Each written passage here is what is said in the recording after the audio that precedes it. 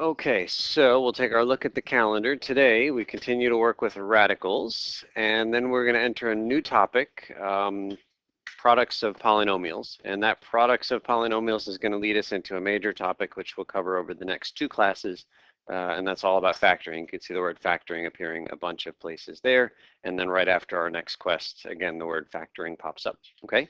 So today kind of leads into this next major topic of factoring in the next 3 days. That quest is on April 8th. What day is that? A week from today. So our next quest is 1 week from today. Again, not too early to start studying for it.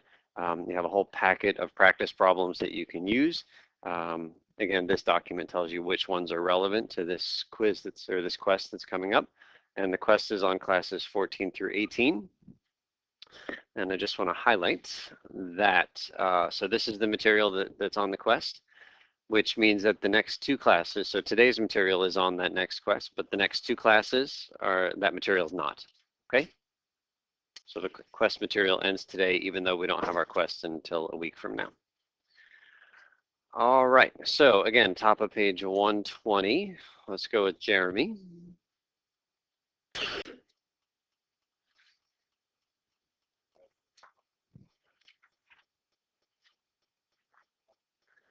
Okay, so number one says we will soon cover something called the quadratic formula, which is that thing. Raise your hand if you've seen the quadratic formula before. Assuming most of us have seen it before. Raise your hand if you think you could write it down without looking at it right now. Anybody still have it memorized from back in high school? A couple people? Okay, so we're going to need to be able to simplify or reduce things that come out of the quadratic formula. So there's this example that's written out. We'll just take a quick look at it and then you'll practice with it in the activity. But the quadratic formula leads you to stuff that looks like that. -16 plus or minus square root of 128 over 8. So we're going to use this quadratic formula in a couple of weeks, but I want to make sure that we can simplify it after we've used it in a couple of weeks. So first temptation to avoid is taking 8 and pushing it into the 16 and just making it 2, because that 8 is underneath everything, and so you cannot just cross them off and make it 2, because that 8 is also underneath that radical. But what we can do is simplify that radical. Square root of 128 is not a super nice number. The perfect squares are right above me here, and you can see 128 is not in our list. But there is a number in this list that goes evenly into 128. In fact, there are a few of them. Can anybody find a number up there that goes into 128? 64 is the biggest one. That's the best one. 4 goes into 128. 16 also goes into 128. You could use either of those. You would then still have to reduce the number farther. But if you can find the biggest one, that's the best. So 64 goes into 128 2 times. And so you can see that the 128 became 64 times 2.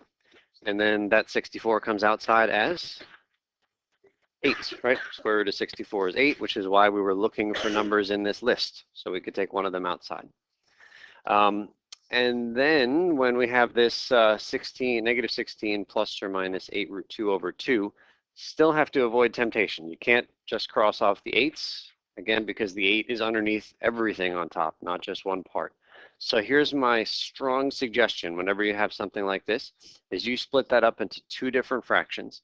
-16 over 8 plus or minus 8 root 2 over 8. That's what's written in the next expression. -16 over 8 plus or minus 8 root 2 over 8. Once we've split it into 2 fractions, then we can reduce as normal. And so what happens with the 16 and the 8? What does that become when we reduce? Just -2. And then this 8 and this 8 also cancel, and we just get the radical 2. So -2 plus or minus root 2 is the simplified version of this original -16 plus or minus root 128 over 8. Okay? You'll have plenty of chance to practice stuff that looks just like that in the activity. Okay. So let's jump to number 2, Tyler.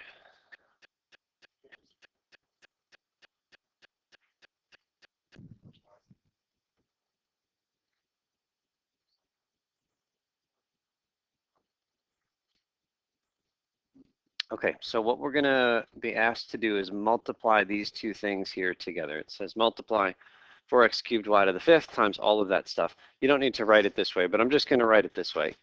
to show you that you know what to do here. What do we have to do to multiply these two things together? The word starts with the D. Distribute. That's what we have to do. So there's nothing new here. But instead of thinking about distributing in our normal way, which is just this guy on the outside times every term on the inside, right? I'm going to show you how to do this using this box idea. And even though you could probably distribute that thing perfectly well right now without knowing anything about the box, I'm just going to ask you to trust me when I say that the box is something that's going to help us with a technique that we probably don't know how to do at this moment, okay? So just bear with me with this box, even if you know how to do this problem without. Okay, so the 4x cubed y to the fifth I have copied over here on the left-hand side of the box. The three terms in the parentheses here I have copied at the top of the box. And what I'm going to imagine is that this box right here is really three rectangles just touching each other, and that each of these expressions around the box are the dimensions of some rectangles, the lengths and the widths of these rectangles. So what I'm saying, I guess, is that the length of this rectangle right here is negative 3xy squared, and the width is 4x cubed y5, y to the fifth. Okay? And for the next box, what's the length? Negative 7x cubed, and the width is still that thing over there on the left-hand side, and then we've got one final box over here. And what we're going to do is we're going to fill in those rectangles, the area of each rectangle. How do you find the area of a rectangle? Length times width. So all we're going to do is multiply the length times the width, and I've put little arrows up here. Took me an awful long time to get all these stupid arrows in the right spots, but I put the arrows there to help us know exactly what we're multiplying in each box. So again, we're just doing length times width. So in this first box, we're going to be multiplying the 4x cubed y to the fifth by the negative 3x y squared. We're just going to put the expression in the box. Now, some people probably know FOIL. Raise your hand if you know FOIL. So we'll use that word maybe next class or the class after.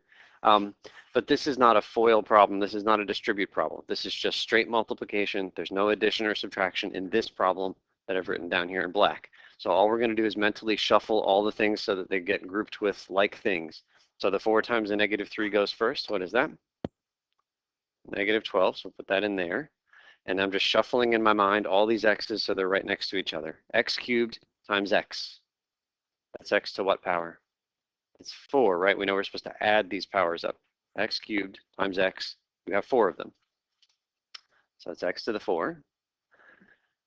And then y to the fifth and y squared, again, just shuffling them around in my head so they're next to each other. How many y's do we have? 7. So in that box is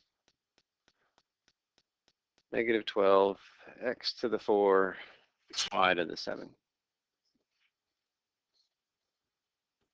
Questions on how we come up with that?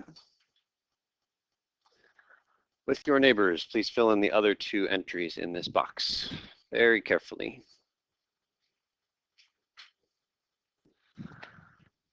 Okay, so moving on to number 3. It says we're going to multiply 3x minus 4 by negative 2x plus 5, and we're going to use this box right here. So 3x minus 4. I'm going to put a 3x here, and I'm going to put a minus 4 right there. And up on the top row, you're going to put the other 2 pieces. There's a negative 2x and a positive 5. Just like that. And I'm encouraging people to include their signs. So put that plus sign in front of the 5. And now I'm thinking of those guys as being lengths and widths of these 4 smaller rectangles that are inside of here. And so all we're going to do is multiply 4 different things together. So see if you can fill in those 4 blanks with your neighbors. Okay, so filling in, a real common mistake. About half of the people made this mistake initially, but that's okay. This is not negative 6x. What is this? There's negative 6x squared. The x times the x makes a square, right? Really easy to make that mistake. The next one, 3x times positive 5. I think a bunch of people wrote 15x. Totally fine to write that. I'm going to write plus 15x. I'm going to try to be really good about writing my signs in there. And then down below, common mistake, negative 8x.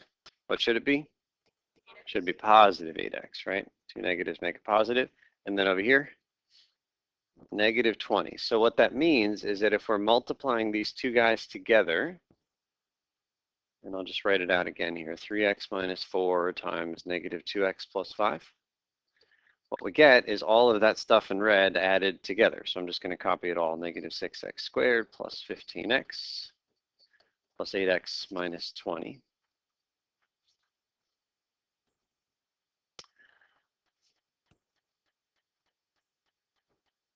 And so if you knew the word FOIL from some previous math class, then this is exactly what you would have gotten. First times first is the negative 6x squared. The O from FOIL is outers. 3x times plus 5, that's plus 15x, yeah. I is inners, that's the negative 4 times the negative 2x, that's plus 8x. And then L is last, negative 4 times positive 5 is negative 20. If you have no idea what I'm talking about, totally fine. We're not going to be doing FOIL here, but if you've seen FOIL, it's equivalent to what we've done up here. If you came out of our 095 class, did you guys have a name for this kind of a diagram? A claw, right? Like a lobster claw. You kind of see it here. Yeah. So if you came out of 095 with Sandy, then she called it lobster claw, and it just means everybody times everybody. It's just the distributive property. And isn't everybody times everybody exactly what we did up here with this box? Right? It's everybody times everybody. So lots of different ways to do it. I'm never going to force you to do one way or the other. We just got to get to the right answer. But like I said, I'm going to use the box a bunch because we're headed somewhere with it. And then finally, we got to combine like terms. And I see these two terms in the middle can combine. Plus 15x plus another 8x is plus 23x.